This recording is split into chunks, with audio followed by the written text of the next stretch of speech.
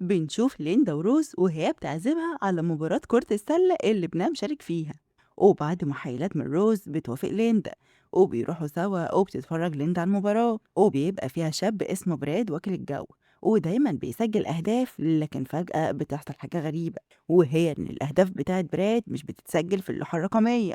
وطبعا دي بتبقى حاجة غريبة جدا، والكل بيبص على اللوحة وبيلاقي كلام غريب مكتوب، وهو إن كريستين صاحبة براد هتموت، وإن المقفول هيتقفل. طبعا هتسألني يعني إيه معنى الجملة دي، وده نفس السؤال اللي انت سألته الروس، وبيطلع إن ده اسم موقع إلكتروني الطلبة كلها بتشتم بعض فيه بهويات مجهولة. فبتبص ليندا حواليها وبتشوف شخص شكله غريب قاعد وهو مبسوط بكل اللي بيحصل، وبعدين بيختفي في غمضة عين، وفجأة بيحصل زلزال في المكان وكل بيطلع يجري. ولكن للأسف محدش بيقدر يخرج، والكل بيتحاصر في القاعة والنور بيقطع عليهم، والمدرجات بتبدأ تتقفل على الطلبة، واللي بيلحق يخلع بيخلع. وبيظهر نفس الشبح مرة تانية، وبيبص لليندا وبتسأله هو إيه حكايته بالظبط وإيه الموقع اللي بيتكلموا عليه ده، وبيعرفها إنه زي كتاب متخصص في أذى الغير. وهنا ليندا بتفهم إن الشبح ده يا بيستخدم الموقع يا من ضمن اللي اتشوه صورتهم عليه. وفعلا ظنها بيطلع في محله لما بترجع على المحل وبتبحث عن الموقع بتاع الطلبة، وبتلاقي جواه الشباب كلها شاتمة في بعض. وبالأكتر كريستين وبراد حبيبها عاملين الواجب مع الطلاب، وبتيجي روز وابنها وبيحكوا ليندا عن الأوضاع في المدرسة، وإن في بنت اسمها لوسي واللي كانت مسؤولة عن اللوحة الرقمية وقت المباراة اتحولت لمجلس تأديب، لأن هم شاكين إن ليها يد في اللي حصل، وده بسبب إنها ليها أخ مات من أسبوعين بارتجاج في المخ لأنه اتخبط في راسه في المدرسة، وهي بطريقتها دي بتنتقم لأخوها لأن براد وكريستين كانوا دايما بيتنمروا عليه. وبيبقى هو نفس الشبح اللي ظهر في المدرسة واسمه توماس. وبتبدأ ليندا تحقق في الموضوع بنفسها، وبتروح تسأل لوسي أخت الشبح إيه حصل لأخوها بالظبط، فبتعرفها لوسي إنه كان وقع في المدرسة ورجع وهدومه كلها طباشير من بتاعة الفريق، وحط كيس تلج على راسه ومن بعدها مات. في الوقت ده بنشوف كريستين وهي بتركب عربيتها، وفي لحظة حاجتها بتقع، فلما بتلمها بتتفاجأ إن العربية بتتقفل عليها من غير ما تلمسها، لكنها مش بتهتم. بس بيحصل الأغرب، وهي إن في خفاش بيظهر مرة واحدة في العربية وبيبدأ يهاجمها علشان يخرج، وبتحاول كريستين تفتح العربية وبتنجح وبتخرج بسرعة. وقتها واحد من صحابها بيشوف الخفاش وبيقتله عن طريق عصاية بيسبول، برغم إن كريستين قالت له لأ. بعدها بتشوف ليندا الشرطة وهي جاية تحقق مع لوسي بخصوص اللي حصل مع كريستين، وبيتهموها إن هي اللي جابت خفاش وحطته في عربيتها. وبتبدأ تتعصب كريستين وبتقول لها أنا كنت طيبة مع أخوكي، أنت ليه بتأذيني؟ ولحد هنا بيظهر شبح توماس وهو متضايق علشان أخته المظلومة، وبيصرخ بأعلى صوته إن كريستين هي السبب في موته، وعلشان كده هي وبراد لازم يدفعوا الثمن. كل ده ليندا شايفاه وسامعاه، لكنها بترجع المحل وبتتكلم مع نيد ابن روز ان هم عايزين يوصلوا للي حصل بالظبط، ولوسي وتوماس ماسكين ايه على براد وكريستين علشان عايزين ينتقموا منها. فبيبعتوا نيد مرة تانية علشان يتكلم مع لوسي أكتر، ويحاول يقنعها إنها تخرج معاه علشان يخليها تتواصل مع أخوها، لأن روحه لسه متعلقة. لكن لوسي ما بتكونش مصدقاه ومفكرة إنه بيعمل فيها مقلب وهينزلها على موقع المدرسة، فبتمشي وبتسيبه. أما بالنسبة لليندا في الوقت ده فبتقضي وقتها على الموقع، وهناك بتلاقي شخص منزل صورة لكريستين وشاتمها بأبشع الألفاظ. لكن الفكرة إن الصورة دي منشورة قبل شهر من موت توماس، فبتقرر ليندا إنها تتعمق شوية في صفحة كريستين، وبتلاقي صورة غريبة جدا ليها وهي ماسكة عش خفافيش وكاتبة عليها إنها صنعتها مع أبوها. وطبعا دي حاجة تحير جدا، لأن كده كريستين احتمال يكون حواليها شبهات إن هي اللي عملت كده في نفسها علشان تلبسها لوسي. طب يا ترى ايه السبب إنها ممكن تعمل حاجة زي كده؟ بس تاني يوم في المدرسة بيحصل الأغرب من كده، لما بيوصل لتليفونات كل الطلبة رسالة متسربة لكريستين بعتها لشخص بتحبه إن براد ما يعرفش أي حاجة عن اللي بينهم، وحتى لو عارف هي مش هتلاقي حاجة تبرر بيها لأنها حتى ما تعرفش هوية اللي بيكلمها الحقيقية، بس هي بتحبه بجنون من مجرد رسائل بينهم. وهنا براد لما بيشوف الرسائل بيحس بالإحراج وبيمشي، ونيد بيبلغ ليندا باللي حصل في المدرسة مع كريستين، وبيرجحوا إن اللي بعت الرسالة في نفس الوقت لكل الطلاب هو الشبح، وإن فعلا ممكن كريستين كانت بتخون حبيبها براد.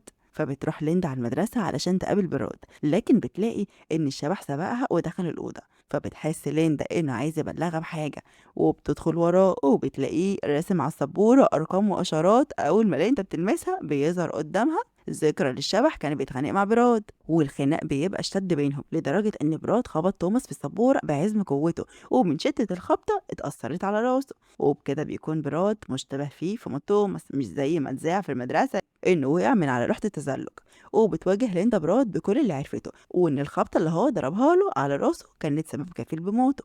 وقتها بيعترف براد إنه قبل ما يحصل كل العك ده هو لاحظ الفترة اللي فاتت إن كريستين حبيبته كانت متغيرة معاه بشكل كبير وبتخبي عنه حاجات كتير، ومن هنا بدأ يحس إنها في حياتها شخص تاني، فقرر إنه يراقبها ويمسك تليفونها، وفعلا اكتشف إنها بتكلم حد تاني وبينهم رسائل كتيرة ومهووسة بيه برغم إنها ما تعرفش أصلا هو مين. وقتها براد قرر يبعت رسالة للشخص ده من تليفون كريستين على أساس هي، وطلب منه إن هما يتقابلوا علشان يعرف مين ده بالظبط ويخليه يبعد عن حبيبته، واستنى في المدرسة لحد ما وصل وبيطلع إن الشخص ده هو نفس توماس. لكن اللي حصل إن توماس أول ما اكتشف إنه واقف في فخ براد مرضاش يتكلم معاه وكان عاوز يخرج من الأوضة بسرعة، لكن براد فضل يترجاه إن هما يتكلموا سوا ويبعد عن كريستين لأنه بيحبها بجد. لكن وهما بيتكلموا الاتنين شدوا مع بعض وتوماس بدأ يضرب براد بقوة. وقتها براد حاول يدافع عن نفسه وحصل اللي حصل واتخبط توماس بالغلط في راسه، ولما حاول براد يطمن عليه توماس سابه وخرج. ولحد هنا براد بيقسم لليندا ان توماس خرج من المدرسه وهو كويس جدا وما كانش فيه خربوش حتى. فبتخرج ليندا من عنده وفي الطريق بتسمع اصوات كتير جدا، ولما بتبص حواليها بتلاقي خفافيش بتهجم عليها، ومن بعدها بيظهر توماس قدامها وبيسألها هو انت ازاي قادره تشوفيني من وسط كل اصحابي.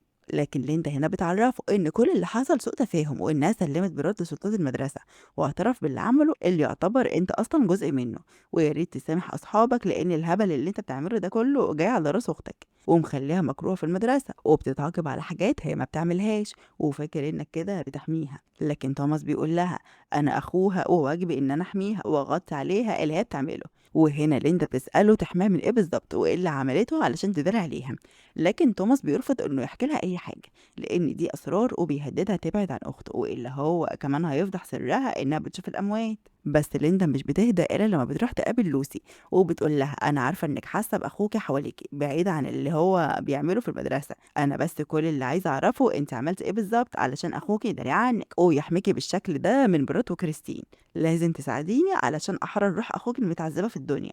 لكن لوسي بترفض انها تتكلم وبتسيبها وبتمشي، وبترجع ليندا على بيتها لكن بتتفاجأ بوجود صاحب جاستن قدامها وهو بيوريها الفيديو بتاعها اللي كانت بتتكلم فيه مع توماس وان المكان كان فيه كاميرا سجلت كل حاجه، لكن الغريبه انها ظاهره لوحدها. وقتها ليندا بتقول له انها كانت بس بتدرب على شويه كلام تتخانق بيه مع جوزها، لكن الصحفي ما بيصدقهاش لانه اللي بعت له الفيديو ده موقع من غير عنوان، خصوصا ان في ملفات هو اخدها من كمبيوتر الدكتور هان بتثبت انها فعلا بتكلم الاشباح. وقتها ليندا بتسأله انت عايز ايه بالظبط، فبيعرفها ان اللي بعت له الفيديو قصده منه انه يقول لها بطلي تدوري وراه ولو حابه تشاركيني اي حاجه من قصصك وغرايبك انا جاهز.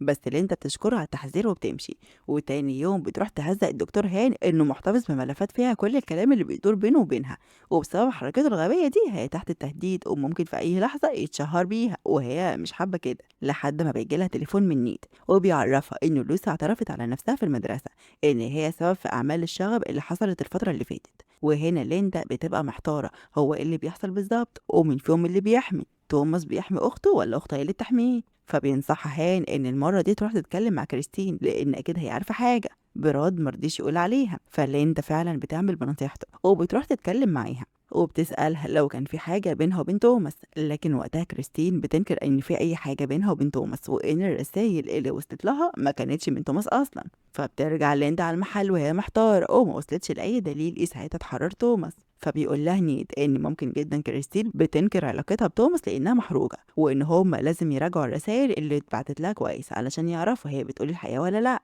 وبتبعت ليندا الرسالة لهان علشان يتتبع موقع الكمبيوتر اللي اتبعتت منه، وفعلا بعد كام ساعة بيقدر هان انه يجيب لها المكان اللي فيه الكمبيوتر. فبتتحرك ليندا ونيد على المكان بسرعة وبتفتح لهم لوسي وبيطلع النداء بيت توماس ولوسي، فبتدخل ليندا تتكلم معاها هي واهلها وبتحكي لوسي يعني اللي حصل ليلة وفاة اخوها وان قبلها اخوها اللي اكتشف ان هي اللي بتبعت الرسائل الغرامية لكريستين على اساس انها ولد، واخوها طبعا مرضاش باللي هي بتعمله لان لو كريستين اكتشفت اللي هي بتعمله هتفضحها على موقع المدرسة، وان لوسي كانت فاكره ان كريستين هي اللي عاوزه تقابلها علشان كده راح اخوها مكانها علشان يصلح الموقف لكريستين. لكن توماس لما بيشوف براد قدامه بيتراجع عن الموضوع وبيرجع لاخته وبيكذب عليها ان كريستين بعتت براد مكانها وهو فاكر انه كده بيحميها. فليندا بتعرف لوسي ان اخوها كذب عليها لان كريستين اصلا ما تعرفش حاجه عن الموضوع كله، وبراد هو اللي كان بيكلمها واخوها عمل كده علشان ما تقعش في فخ وتتفادح. ووقتها بيظهر توماس وبيشكر أهله إن هما دايما كانوا بيحبوهم زي ما هما، لكن العالم دلوقتي مختلف والكل بيستنى غلطة للتاني علشان يفضحها أو يتنمر عليه.